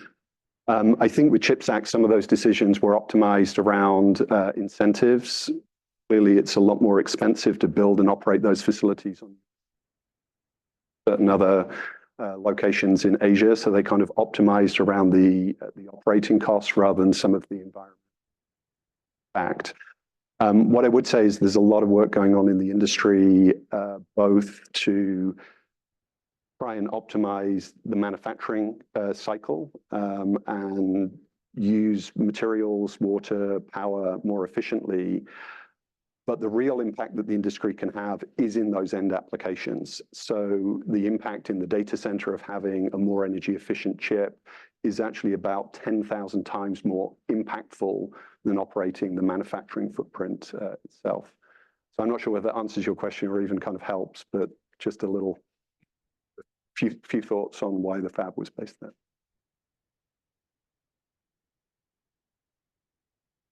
We have one here, and then we'll go there. Go ahead. Good afternoon, Neil Simmons. I'm a visiting fellow for New America. Questions around energy for compute. A lot of my work is in Africa. That's 50% of my work. And last week was the IMF World Bank spring meetings. My own employer, World Bank, they're trying to figure out how do you support countries who want to own their own tech sovereignty. A lot of these countries don't, they can't afford Western hyperscalers, but they want their own data centers. But I've advised in the World Bank, there should be like a shared model. I'm calling it shared digital infrastructure, SDI. What's your thoughts of having compute capability connected to renewable resources, i.e. geothermal or electric hydro dams? Ethiopia built this Grand Renaissance Dam about 5 years ago. And I think these hyperscalers should be connected to those type of great capability to support regional efforts. And so each country own its own data center. That's my question. Thank you. It's not your question, but I guess I'm pushing back on the premise a little bit that that's a good idea. You know, sovereignty at the end of the day is a risk management decision. And I love risk management. It's like I've been working on it for 4 years at Google in different directions. And the fact that now sovereignty is occurring to me as a total risk management decision, what you're talking about, when we talk with most governments, Africa, Asia, Europe, where literally is ground zero of the sovereignty conversation, it's for them a question of they want their own data center to control the whole stack because they will tell you their fear is that an American company could unplug the data center and, you know, that's the risk. Now, the question they have to ask themselves is the reason they would rely on an American provider to provide that layer of infrastructure is because we can provide redundancy, security, resiliency, all of the things that you really do need to operate a government, to operate key industries. And so you have to ask yourself, what's the risks in trying to build your own data center with probably older technology? Because let's be honest, it takes a lot of years and a lot of money to do it. So by the time you get a data center up and going, what's the risk of losing out on using American technology? Now, I do understand that for certain supercritical workloads, and certainly we have the same concerns here in the United States with, you know, military applications. You do want your data localized, and that can be met at a different level without a whole data center. And so I do think we need to rethink how we approach the sovereignty conversation. I would also point out that one of the things we haven't talked about, which I feel is very interesting, is submarine cables, which is actually, I would put in the positive. America leads by a great factor over any other country, largely because of the commercial investment in them. It's not government driven. And actually, we have a lot of submarine cables that do deliver data in and out of Africa. There's been huge investments in submarine cables to Africa. And again, I think we have to think about the whole layer of the stack and what are the actual needs and weigh risks as they go. Energy is one risk for sure that needs to be considered. But yeah, hopefully that's helpful. That was interesting. Did you have a? No, I think the only other comment that I would make is, if you think about a multi-decade build out of AI, the technology is going to get better and better. The technology is going to get more efficient. And as that happens, the cost is going to come down. You're going to open up more applications, more of the market. So actually, even if you can make the data center hardware 10,000 times more energy efficient, overall demand for electricity may go up because the market grows so rapidly. So I think availability of energy, clean energy, is going to remain a key kind of factor in the build out of AI as that progresses over the next, 10, 20 years. We have time for one more question. You have the mic, so you should. Sorry, I'll try to keep this brief. Thank you, Daniela Moy from Georgetown.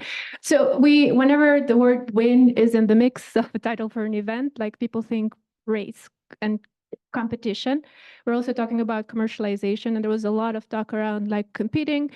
It's in the context of the US competing with China. There's a lot of domestic competition. It's not just power and water and land, it's also workforce. For the data centers, like when people think of AI, they don't think of electricians, but they're needed to power the data centers and make them work. And when it's about collaboration, it's not just domestic collaboration, it's also international collaboration with allies, which seemed more plausible in the past, kind of questionable with not just export restrictions, but import substitution with the new tariffs. So if we want the economics to work at scale for the commercialization to happen at the frontier, what's the right balance between competition and collaboration? And are we headed in the right direction? Can start. I think the competition is, I think we all understand that there's one near peer competitor for us, right? There has to be a certain level of collaboration, but not at a full scale. But the collaboration has to exist with the allies that are going to be supporting us, that share our values, common values that we have, right? So you cannot collaborate with an adversary that is trying to undermine you every step of the way, right? The playing field is not level with that adversary, right?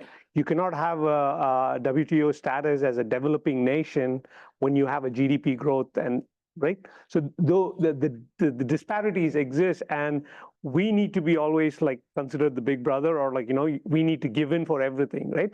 We shouldn't be playing at that level anymore. So there is no cooperation there. There's that the competition comes in, right? With the other allies, yes, we should collaborate. Let me add an interesting dimension to this. We tend to think about this purely in terms of competition with China and collaboration with allies.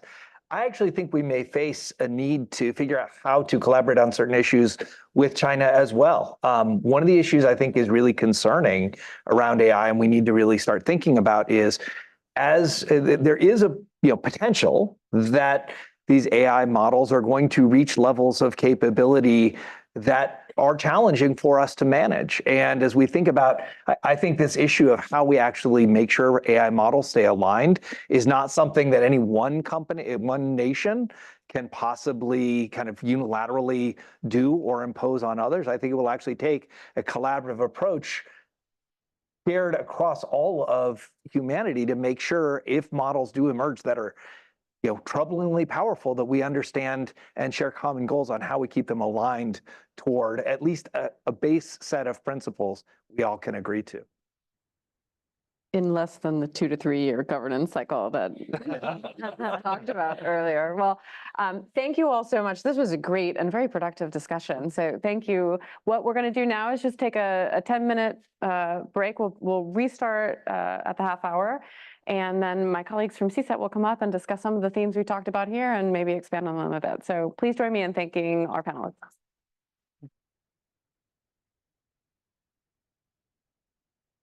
All right, we just had a wonderful discussion exploring the vision we have for the AI ecosystem in the US, talking about the factors that make that future probable and how we can reinforce them and some of the challenges we want to overcome. What we want to do in this panel is not only continue this line of discussion, but complement it a bit. So what we're going to do is we're going to speak with some CSET researchers. We're going to ask them a fairly similar question about where they see AI going in the future. And then we're going to dig into some of the observations and comments that came from the prior panel. We're going to talk a little bit about the research we have, what insights we may have on some of these challenges. And in going back and forth, thinking about the two panels, one thing that I selfishly want to get out of this are actually some interesting ideas for where we will shape our forthcoming research programs as we see where are areas that need more research, we don't have answers, that clearly matter as we shape the AI ecosystem for the future. So that's our goal for today. And what I want to do is introduce our four panelists. And first thing I'm going to do is sit down now that you're all gathered here. To my immediate right is Ali Crawford. She is a research analyst on our Cyber AI project here and also part of our workforce team. She focuses on building and maintaining the cyber and artificial intelligence education and workforce ecosystems of the United States. Work has been cited in the President's National AI Research and Development Strategic Plan and in OMB's memo on advancing responsible acquisition of artificial intelligence in government. To her right is Steph Batalis. He is a research fellow at CSET who leads our biotech project. Her research in this area examines a number of issues at the intersection of AI and biosciences and looks at how emerging technologies can impact both biomedical research and biosecurity. Before coming to CSET, Steph was the STEM Policy Fellow at North Carolina Biotechnology Center.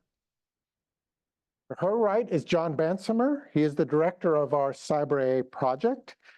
He came to us from a career in the Air Force, having retired as a lieutenant general and being involved in a variety of positions in cyber, space, and intelligence.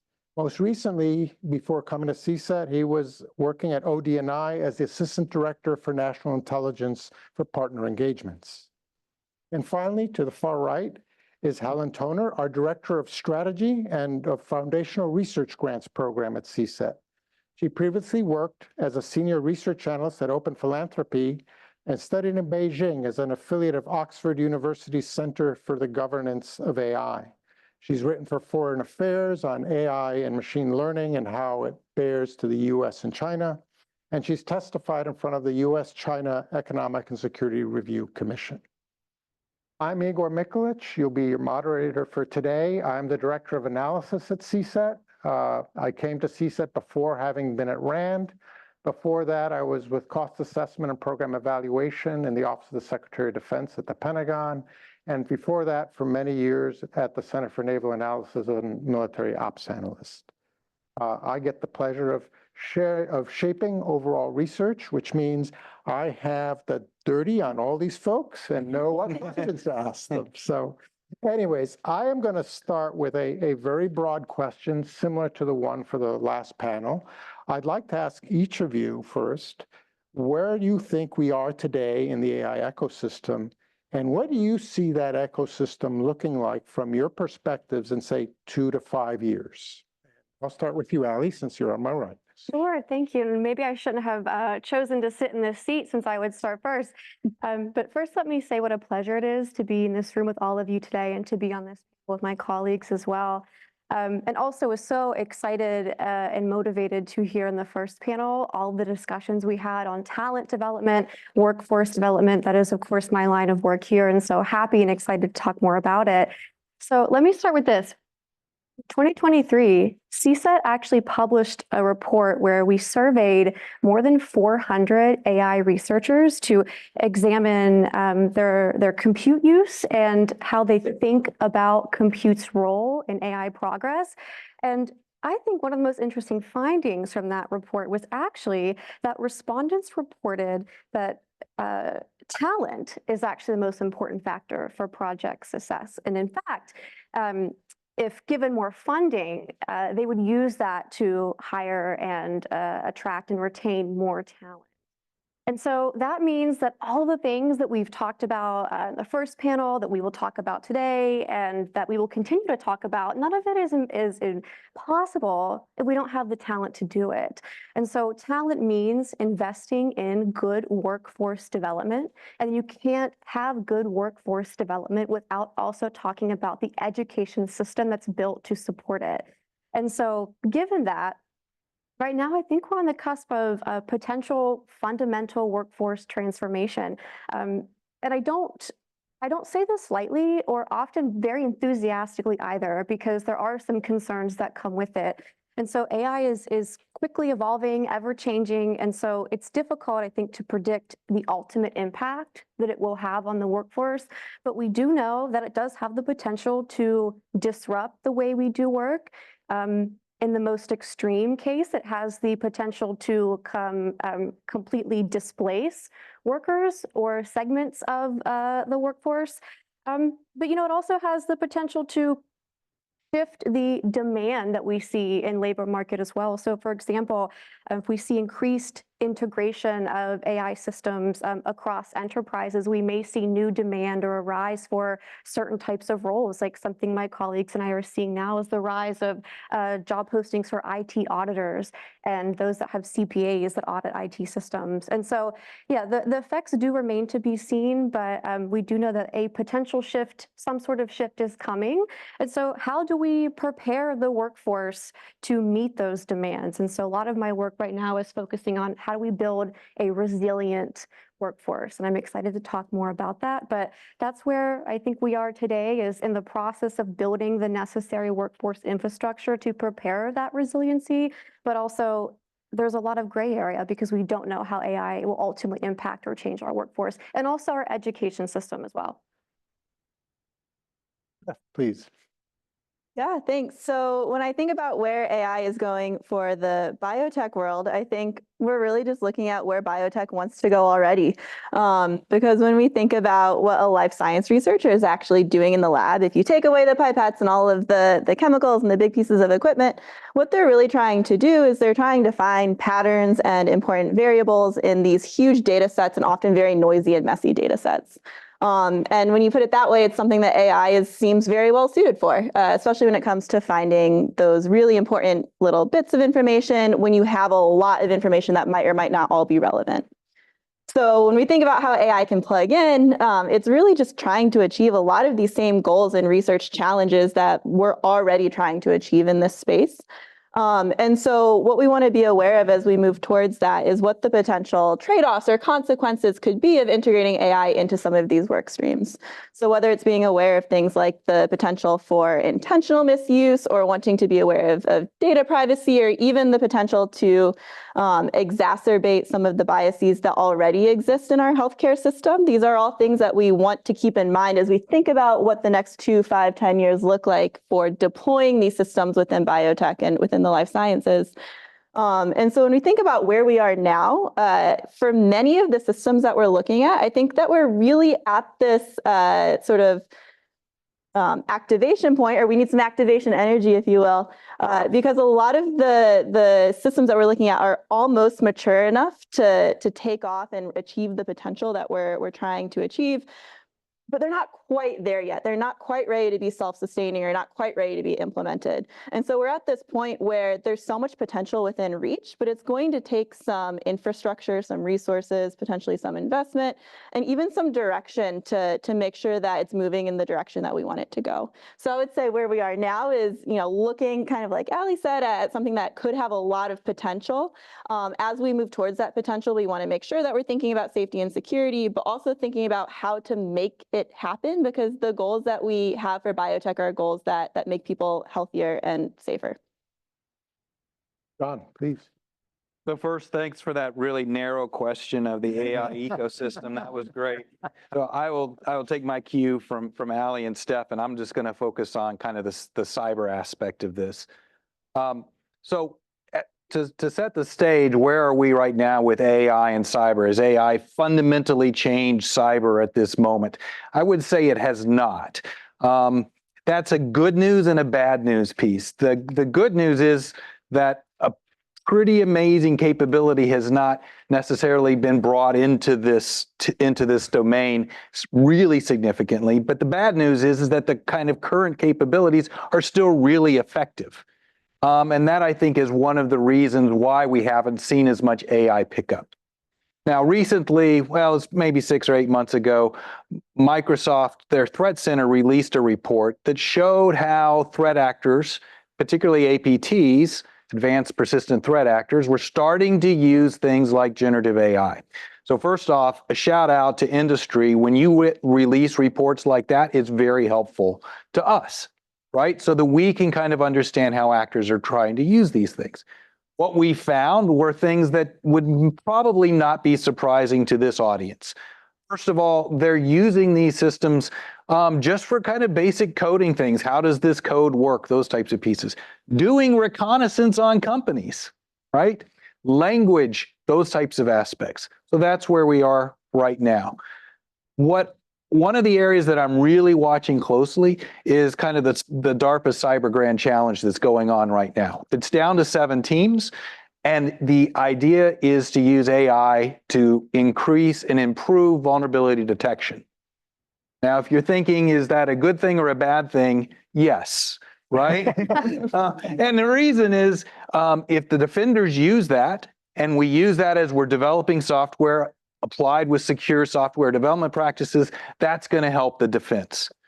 But if the offense is able to get these similar capabilities and we haven't patched known systems, that could be a problem. And so the last aspect of this, moving a little bit further, I think we're moving, and you're seeing a lot more movements towards more agentic behavior within AI. That has the prospect of enabling kind of more automated attacks than we have seen to date. That is of a concern that we presently have. And when we think about these systems, where are they most likely going to interface first? Probably within the cyber domain, right? They're already connected to the cyber domain. The next would be cyber physical systems. So I would be very concerned about critical infrastructure. And then finally, maybe 4 or 5 years from now, we're starting to move into that physical domain. So that's kind of how I frame it. Helen, over to you. Yeah, picking up there, it's a good lead into what I wanted to kind of focus on a little bit. So a lot of our work at CSAT kind of covers the AI space broadly. Obviously, AI is a very broad set of technologies that can do a very wide range of things. Some of my work focuses on specifically kind of frontier AI systems. And so this is some of what John was starting to talk about. This is the Google Gemini and the OpenAI GPT-03 and these sort of really leading edge general purpose systems. And where I think we are today with those systems is we have these chatbots, these large language models that are increasingly not just language, they're multimodal. They can input images, input voice, output voice, and so on. And we're taking these multimodal chatbots and we're adding on 2 things. We're adding on, in the first piece, more what gets called reasoning capabilities. So this is the ability to think step by step through increasingly complicated problems. They're showing really good abilities here in kind of coding, which is obviously relevant for cyber capabilities, and also in kind of math and domains like that. Open question, how much better those reasoning capabilities will get in other domains. so that we've got the multimodal chatbots plus reasoning, and then plus what John was talking about, this sort of agentic set of capabilities, meaning it's not just a chatbot that sits in your browser window and you can go back and forth in a little dialogue, but it's also actually taking action. So it's going out there and doing things for you in the world, whether that's in the sort of simple end, maybe booking you a flight or booking you a meeting, and on the more complex end, maybe, managing an online business, or, sorting out the supply chain for a business, or, otherwise, or carrying out cyber operations in a sort of more concerning possibility. So, in terms of that's where I think we are right now, is these sort of three building blocks that are getting put together.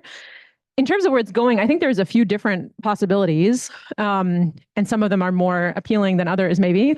One possibility is we just keep seeing this almost kind of frantic rush to push these frontier models to their limits, to build systems that can do more and more and more without us actually understanding what they can do, or why they can do, or when they will fail. And without us necessarily understanding how we can use them in sort of practical, useful ways. That's certainly one future. I think we might be heading in that direction. I think there's reasons to be a little concerned about that. But other futures, which maybe we can talk more about as well, would be some of the things that, that especially John and Steph were talking about. How do we start actually making sure that we're adopting different kinds of AI, these frontier systems, but also other kinds of AI, and actually realizing some of the benefits that we hear about so often. So, of course, in AI, we're always talking about brings great benefits and great risks, and there's big upside and big downside.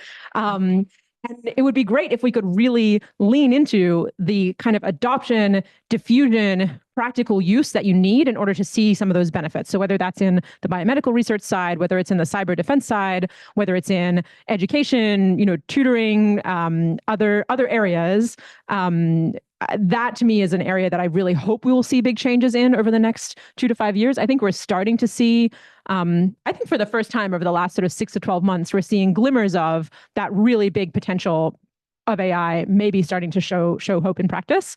But to Steph's point, we don't get there automatically. That's a road we have to choose to go down and invest in and push hard on. If I could follow up with you, John, on the issue of, in the previous panel, they talked about how a big challenge is how we're going to secure AI systems of the future. What Helen described now is agentic, and it's got a much larger attack surface. And to what extent is AI itself, do you see as a tool for securing AI? Again, I'd just be curious for you to dig down into that a little further. So we had the opportunity almost a year ago now, Helen and I organized a workshop with other CSET researchers, and we had a great set of researchers, people from industry, et cetera, and we started to look at this exact problem. And it was striking how often cybersecurity came up in that conversation. Cybersecurity from the perspective of, hey, we already know how to do X, we know how to do Y. Let me give you some specific examples. If we do create agents, right, we probably want to be able to make sure that they are authenticated when they take action in the real world. We probably want some form of identity management to make sure that that agent is an agent and not the human. We need to be able to disambiguate that. We probably need audit trails so that we understand what happened with that agentic activity during that time period. So these are all types of things that we have learned in some respects the hard way for 20 or 30 years from cybersecurity. There's another aspect, though, in terms of just securing AI systems that I think are going to be important. We've heard already this discussion about model weights and IP theft. This is, again, a traditional type of cybersecurity thing. Data security, confidentiality, those types of things I think are going to be imperative in that regard. But it doesn't work all the way. Patching an AI system is different than patching software. And so we're going to have a kind of a mixture of traditional cybersecurity principles overlaid with, I think, some new work on AI security. Red teaming is going to be an aspect of that. Evaluations are going to be a really important aspect of that. And again, I'll do another shout out. Putting out your results on those evaluations are really helpful for researchers to understand where those pieces are. So I'll stop there. Thanks. Actually add Please. something interesting from like the workforce perspective. So I work on John's team, and we have some incredibly talented technical researchers on the cyber AI team. And I've recently had the pleasure of working with one of our researchers, Kyle Crichton, who's working on deriving recommendations from a harmonization of 50-something AI guidance documents. And so one of the kind of categories that we've derived from those 50-something documents is a workforce category. And so that's why I was brought onto the project, to help kind of manage the recommendations within that category. And so you would think that among 50 different documents talking about workforce and training, that you would see recommendations like hiring PhD, or investing in reskilling and upskilling of your employees. And interestingly, there's virtually no recommendations that actually suggest that. Almost all of them, I'm talking 100+ recommendations across 50 different guidance frameworks, some free, some not free. They all talk about, do you have cybersecurity training in place for your workforce? Do you have certain reporting structures for your workers to know when we encounter a cyber incident, who do you report it to? And so that was an interesting finding for me and my contribution to that work of saying, oh, the whole workforce recommendation category is largely just about investing training in cybersecurity for your workforce, and very little actually about the types of talent you would think you would need to bring in to do AI governance or to do other sorts of AI components. It was all cybersecurity. I'd love to follow up on that because as we mentioned, you're following cyber talent and education generation as well as AI talent and generation. There is a tremendous demand for it. It's not always, as you've highlighted, the PhDs. There's a shortage of them too. But could you talk more about how you see this happening in the context of AI is also being deployed and the workforce is being transformed? Where do you see opportunities from your research to up the generation of talent, cross-train and things like that? I'd love you to dig into that. So I have a couple of points on that. One, I'll talk a bit more broadly about maybe what's working well in workforce development and the education pipelines that feed into it, but also kind of hint at some of the work that we're wanting to do at CSET to kind of explore what these gaps in the workforce actually look like with specific to cyber. So what do I think is working well right now in workforce development? With regards to AI and the rise of AI in education, I think secondary and post-secondary, which is K-12 and higher education, has actually been incredibly agile and responsive to the rise of AI.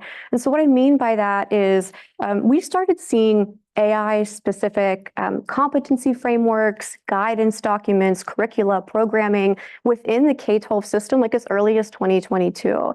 And by 2023, we saw 20+ high schools across the United States started developing AI-specific CTE, career technical education programs. And so this was really quick because this kind of rise of AI, especially in the education system, happened just a few years ago. So the education system is agile and responsive. Now today, there are at least 20-something states across the United States that have actually issued some sort of formal guidance, top-down level Department of Ed guidance on how AI should be used in the school system, not necessarily how to teach about it or with it, but what are the guidelines that the state thinks are safe ways to use AI, what are the rules and regulations for how we procure AI into the school system. And so that's really quick, 20+ states across the country that were quick to create these sort of guidance documents indicates agility. I also think we are seeing a rise or maybe a reemergence of emphasizing work-based learning and skills-based hiring. So work-based learning is essentially what it sounds like, right? It's learning while doing, learning while on the job. And so some examples of that are career technical education that I mentioned. It might be internships, it might be apprenticeships, which is an area that CSET has done an incredible amount of work on. I'm going to look right in the front row at my colleague Luke Kozlowski. If you visit the table back there, in fact, you can find his report on the rise of AI or studying AI apprenticeships and the rise of them over the last decade. And so that's what work-based learning is. Now, it's a little less obvious for AI how that's playing out, but in cyber education, we really saw some pushes from the last couple of years from federal government to lead in this space. I'm talking specifically the Office of the National Cyber Director and the release of their National Cyber Education and Workforce Strategy, which really outlined initiatives based on supporting work-based learning and skills-based hiring. Government has also been leading in skills-based hiring. The 2210 occupation series, which is IT, OPM has been transitioning to skills-based hiring practices to fill those roles. And so we're seeing also the National Initiative for Cybersecurity Education, also known as NICE, and Department of Labor have all really led in this space to support, highlight, uplift skills-based hiring and work-based learning. I also just recently facilitated virtual roundtables on how participants felt work-based learning is working for cyber jobs. And again, work-based learning provides some unique opportunities to learners and students that you don't otherwise get in the classroom. So for example, one of the benefits that participants mentioned is that when you are in a classroom, what you aren't getting is real world experience or the ability to actually use tools that you may use in the workplace. And so having students connected to programs that provide them with those experience has been incredibly helpful in getting talent into the workforce. On the other hand, though, there are some complaints that participants wish they could see more employer engagement and openness and acceptance of work-based learning programs specifically for cyber. I would imagine the same is for AI too, but nonetheless, work-based learning, kind of the shift to being more open to that type of learning, or really I should say shifting away from the four-year degree as being the only metric by which a candidate is evaluated. We're seeing a more openness to that.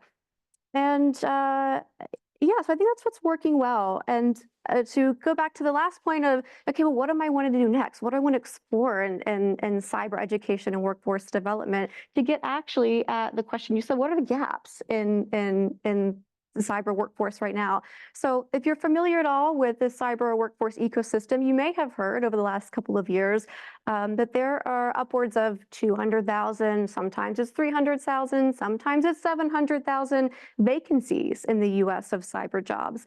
What we don't know, and what some of my colleagues and I are preparing to explore, is what are those vacancies actually look like? Are we talking a significant amount of entry-level cyber jobs? Are we talking about a significant amount of high-skill PhD level cyber jobs? And then what are the kind of knowledge, skills, and abilities that are needed to fill those jobs? And where is the miscommunication? There are schools of thought that suggest we aren't producing enough cyber talent. I think that's largely true. We could be producing more, should be producing more, but at the same time, we are producing cyber talent. So why aren't those jobs getting filled? And we're wanting to explore and provide some color into that number, whatever number it is you want to agree on, because there is not agreement on what that number is. We want to provide some color to it.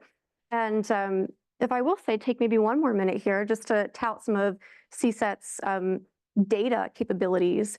One thing that is necessary for workforce development, education research is the ability to use good data.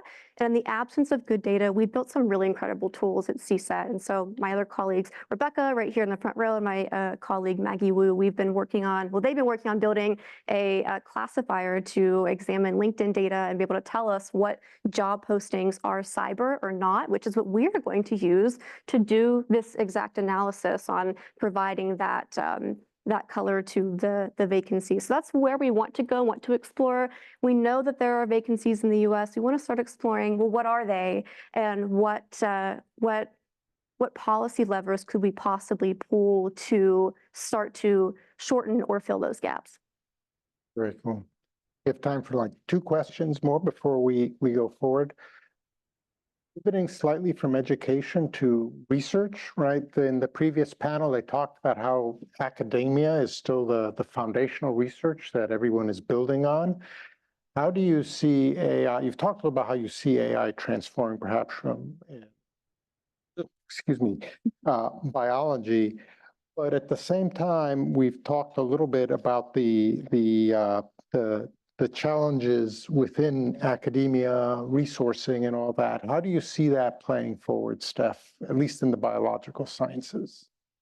Yeah, I think that this is an opportunity right now where we could make some changes that really help to accelerate research and make it more efficient and more agile. Or we're at a point where we might set ourselves up to atrophy some of the great work that's already been going on. So when it comes to being able to accelerate the research that's going on, we think about how research is currently done. And contrary to maybe some of the representations of scientists where everything is very clean and directed and nice, it's often a much messier process.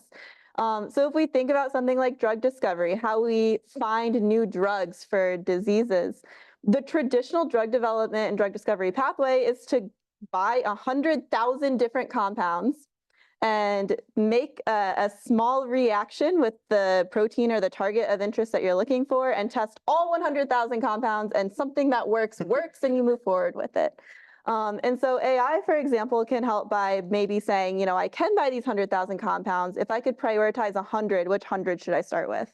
If none of them work, you're still back to kind of where you were before. But if something does work, you've saved yourself, or maybe you've saved your graduate student, a whole lot of time and a lot of money. It's a pretty expensive process. So, that's just one example of many of the ways that AI could make an expensive but very necessary process quicker and easier.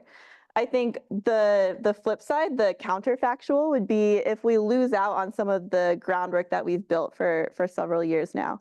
I think it will take sustained investments and perhaps something like a national strategy to clarify where the United States wants to go, and setting those priorities and incentive structures to make it happen. So I think there's two options, and I think one option can probably pay off better at the end of the day, but will take some effort, some work, and some resources now. If I could, one last question, then we'll open it up for the panel. Back to a question from the previous panel, a discussion about government adoption. Clearly, you need workforce and talent and tracking out of the government, but more broadly, what do you see, Helen, as the way forward for government adoption of AI? Yeah, I think this is going to be a critical piece for the question of how the U.S. wins the global tech competition will be, can we actually use the tech? Can we actually benefit from the tech that is being created inside U.S. companies, inside U.S. research labs, but can we actually put it into practice in a way that moves us forward? And so I think adoption generally across the economy, across society, is going to be a critical piece of that. And certainly, as was kind of mentioned on the previous panel, adoption in government is also a very important component. One thing that I am watching that I think a potentially optimistic pathway that we might manage to pull off would be, there's obviously a great amount of excitement about AI right now, and there are many ways that AI tools used well could benefit government. But I hope it might also be kind of something that can pull along less sexy parts of digital modernization as well. I really think of an Air Force official named Michael Kanan had a great letter a few years ago called, it was Dear DoD, Fix Our Computers. And he was talking about how long it took him to log into his email, how many times his colleagues had to restart their computers to get into the right network. So I think, again, there are things that sophisticated advanced AI systems can do that are valuable, but to be able to do those, we're going to have computers that are running software from the 2020s, not from the 2000s.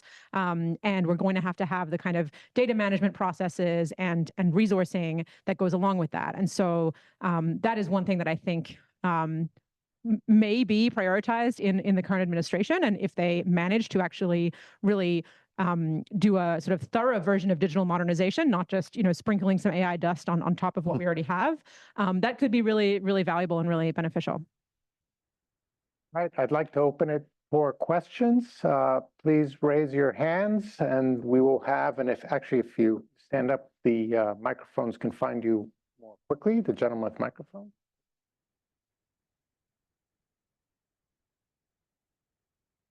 While people formulate questions, let me ask another one. There was a fascinating question about collaboration versus competition in AI research, and that touches too on the idea of how much of it is already open sourced, and research, as we know, is shared publicly. How do you see that dimension in particular, Helen, talking to the folks who you're involved with at the foreign research, the foreign foundational grants research? Yeah, I think openness in AI development has obviously been a hot topic. I think there was a hot second last year where the open source community, it was fascinating sitting in DC and sort of understanding how the government works and what kind of policies the government can make and what kind of legislation is likely to go through Congress. It was fascinating to talk to the technical community and hear from lots of open source people who thought, oh no, the government's about to ban open source. There's a big, push back against that, I think. Fortunately, not maybe surprisingly to me, maybe surprisingly to some of those technical folks, the government did not ban open source. Which I think is a good thing. And I mean, I think that historically the US's open system more broadly and engagement internationally and ability to collaborate and to make resources available that people want to use and want to work together on has been a huge strength. And so I think we could have a longer, more detailed conversation about open source AI. I personally don't think we should be immediately open sourcing the very most advanced models. But other than that sort of special case, I think the US interest is really broadly served by having a lot of that kind of collaborative, open, available attitude. Can I two-finger that real quickly?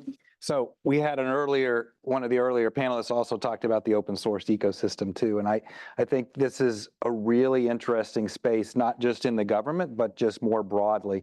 Another one of our colleagues, Kyle Miller, has been looking at this really, really deeply.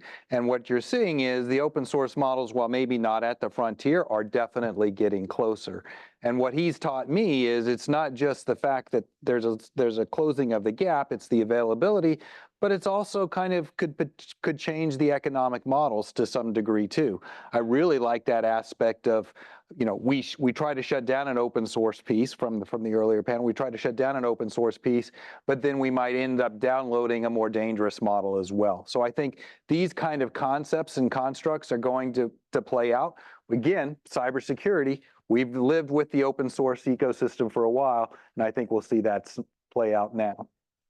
I see we have a question, please. Thank you all for your thoughts. Sebastian Forgas, I'm a technology lawyer. One of the hesitancies I see in adoption a lot in the day-to-day work that I do is people's acceptance of risk. And have you guys done any research on policies or frameworks to manage, for example, intellectual property or even contract risk? Because I mean, I'm sort of writing myself out of a job here by this question. All these contracts from these developers are different, and I stare at them all day long, and they all sort of say the same thing, but everybody waits to see, and they're sort of waiting. And if there can be a consensus about the approach to intellectual property and what happens to the outputs and the liability of the developers, and I know it's not on the technical side, but it's more policy, but just how much that could advance adoption. Have you guys looked into that, or is that being studied elsewhere? I'm curious. I will give a shout out to Georgetown Law School.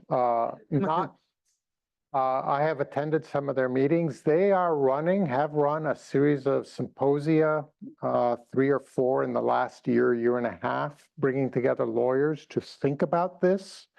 I'm not a lawyer. My consensus is they're having some really fascinating arguments. I have yet to see them converging in a way I can detect, but they may be converging because I don't speak their language. A non-lawyer summary, there's disagreement about how to think about liability, and there are 2 kinds of liability, and I couldn't tell you what they are. I apologize. But they are unsure which liability theory applies, and there's some to a non-lawyer, very compelling arguments on one side and very compelling arguments on the other. I don't know how those will resolve. I don't understand. A lot of folks have also raised arguments about how to use contracts as a vehicle to manage that. You are now hearing what I can understand and have shared, but I can try to connect you to some of the Georgetown folks who are actually trying to work through that. Paul Ohm in particular is going to Georgetown. So I can connect you. Please.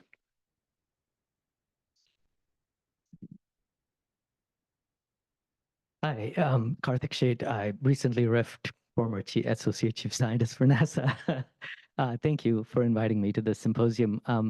Your comment about going through large amounts of data and using AI to prioritize what we should look at first.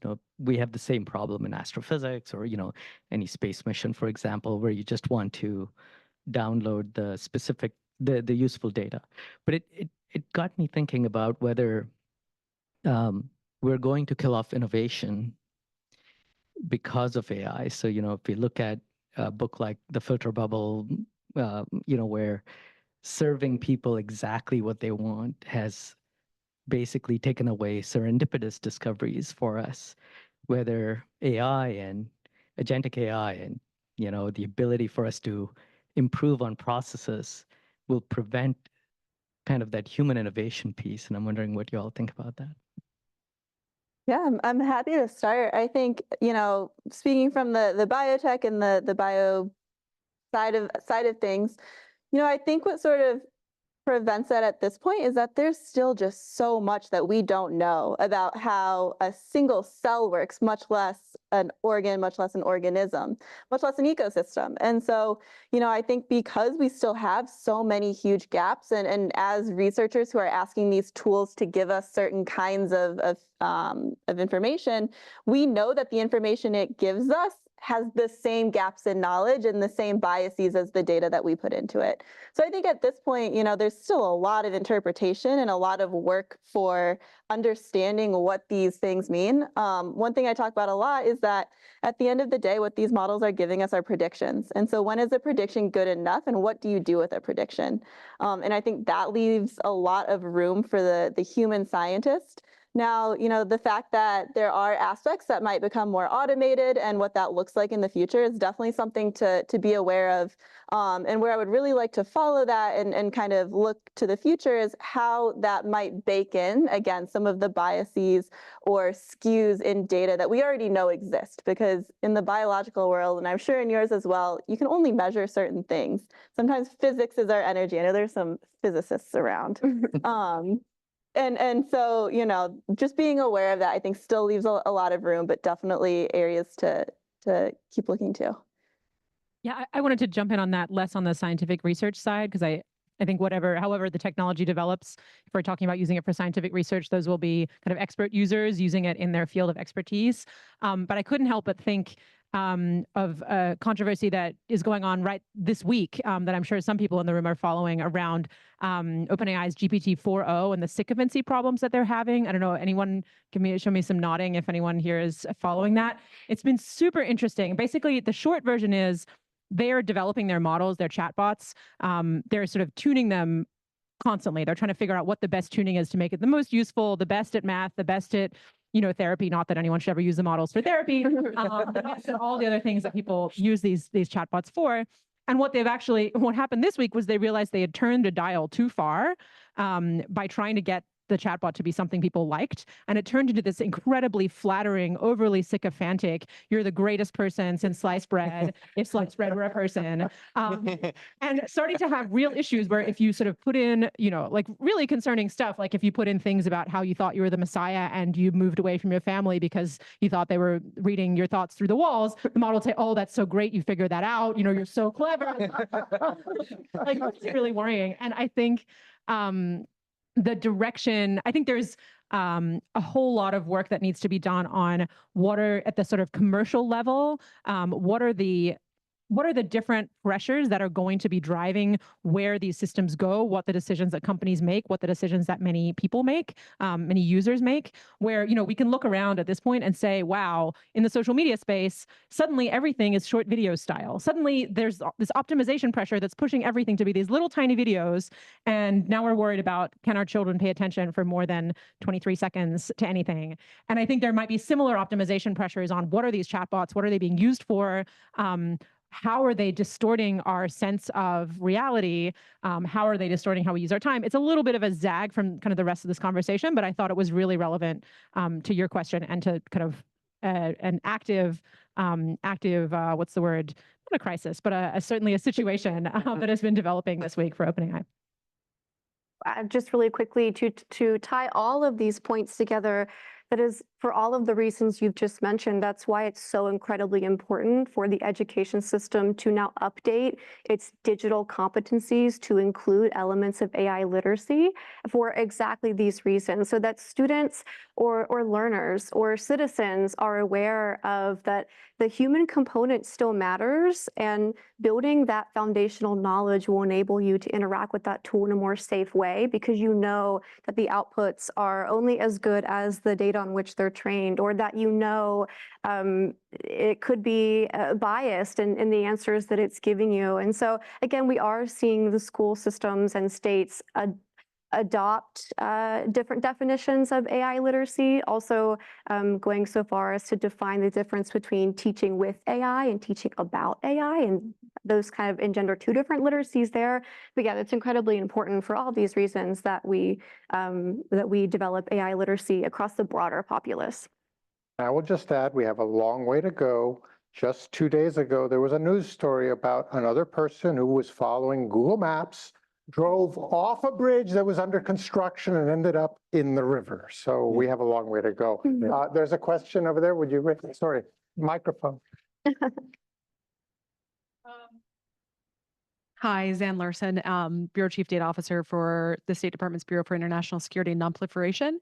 And thinking on the security side of harnessing research, if we want it to harness research to race ahead, how do we ensure that we retain that research and that skill set and knowledge and the IP, here, rather than developing it and then seeing it harnessed by adversaries?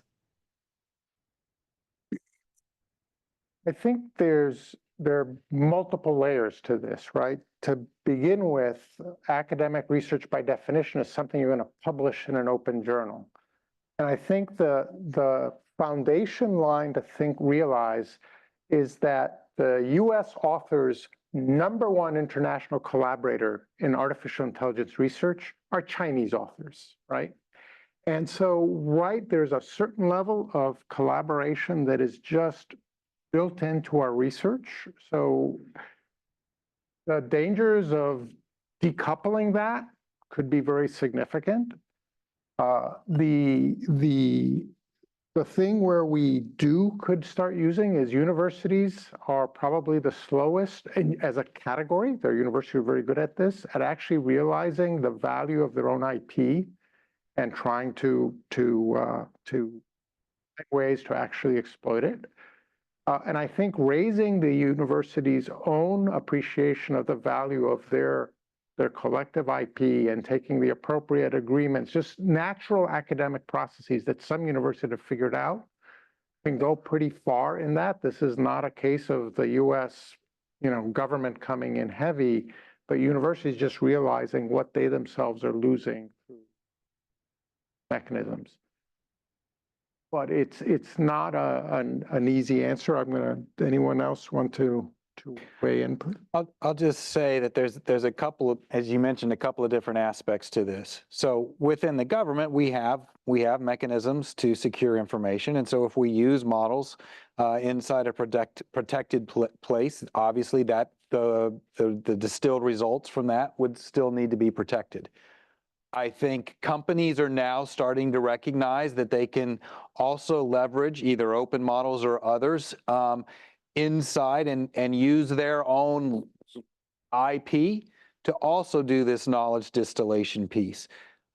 The challenge, I think, is when open models are used in just kind of an open environment. I think that's going to be a much harder piece. And the last piece is, these systems right now are incredibly capable at distilling a wide range of information just because of what they've done. So I think that part of the playing field is pretty level, and I'm not sure that we can pull that back. I'm happy to add that when it comes to sort of non-proliferation from a biological weapon side, whether information like you've mentioned is the easiest node there, or whether there are other more foundational protections that the United States could be taking that might have a bigger payoff. looking at the broader landscape of what non-proliferation looks like. If we're thinking, again, it can mean many different things to many different people, but sometimes, research security is talking about keeping these technologies that were developed in the United States, commercialized in the United States, speaking to what Igor mentioned. Part of that is just making the United States an attractive place to do research. Having a strategy that incentivizes and values basic research all the way through to that transformational, ready for the clinic research. And so if we're not doing that, it's going to be much, much harder to do those follow-on pieces to keep the subsequent steps in the US as well. Yeah, no, thank you so much. We are at time. However, we're going to go mingle, so we won't leave you. Thank you so much for. Thank you to Igor and our CSET panelists, all of our panelists and our speaker.